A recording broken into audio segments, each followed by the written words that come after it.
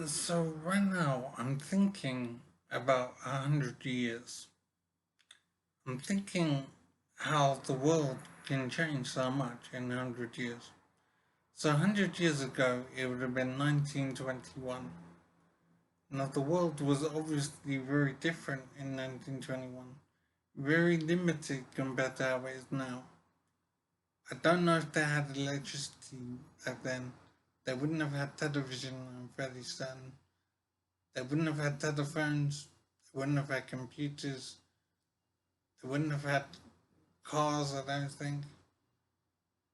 There are so many things that they wouldn't have that we regard as ordinary. And we couldn't imagine life without these things. They wouldn't have electricity running into the house. They wouldn't have water maybe running into the house. They probably would have had to go to a river or whatever to get the water. There'd be so much that they wouldn't have.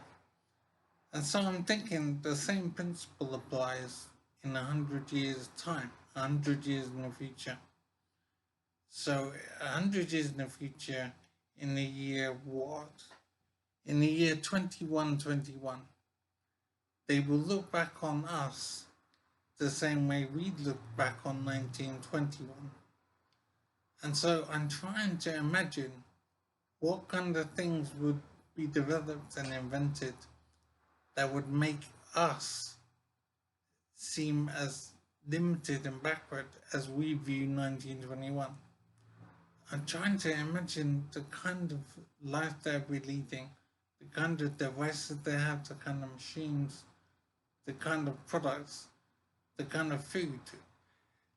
It's just incredible to try, even for a short time, to imagine how the world could be so different in 100 years' time. As different to how we are now as we are from 1921. We are so massively different from 1921.